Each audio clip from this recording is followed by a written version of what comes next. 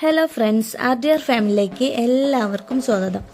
ഇന്ന് നമുക്കൊരു ചക്ക കിട്ടിയിട്ടുണ്ട്. അപ്പോൾ ചക്കപ്പേരി ഉണ്ടാക്കാനായിട്ട് പോവാട്ടോ.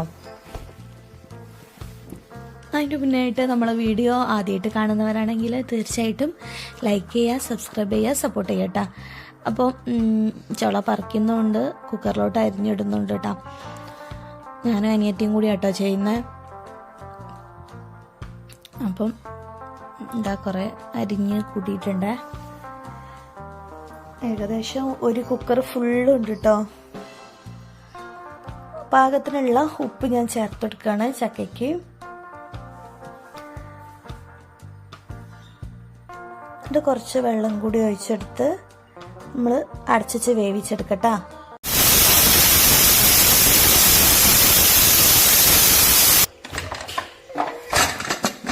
ഇപ്പോൾ ഇതാ നമ്മൾ കുക്കറിൽ വേവിച്ചെടുത്തിട്ടുണ്ട് കേട്ടോ നമ്മൾ ചക്ക.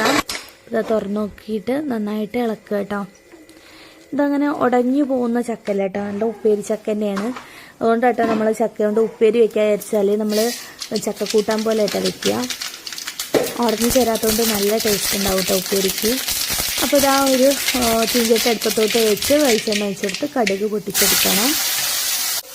പിന്നെ ചെറിയ ഉള്ളിയും വെളുത്തുള്ളിയും കറിവേപ്പിലയും കൂടി നന്നായിട്ട് മുപ്പിച്ചെടുക്കുക. അതുപോലെ തന്നെ ചുവന്ന മുളക് ഞാൻ മുറിച്ചിടുക കേട്ടോ, ചെറിയ ചെറിയ പീസായിട്ട്.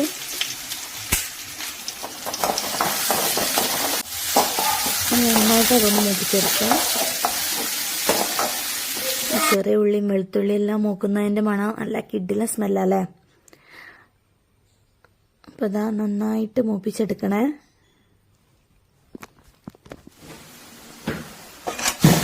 അപ്പോൾ ഇതാ നന്നായിട്ട് മൂപ്പിച്ചെടുത്തിട്ടുണ്ട്. ഇനി നമ്മൾ അതിലോട്ട് ചക്ക ചേർത്തെടുക്കാം കേട്ടോ.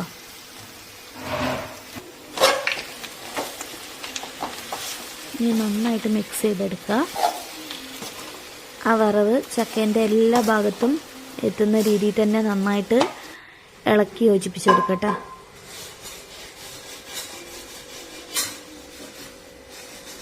ഇനി ഇത് നമുക്ക് ഒരു വാഴയിലോട്ട് വിളമ്പിയെടുക്കട്ടെ, വാഴയിലയിൽ.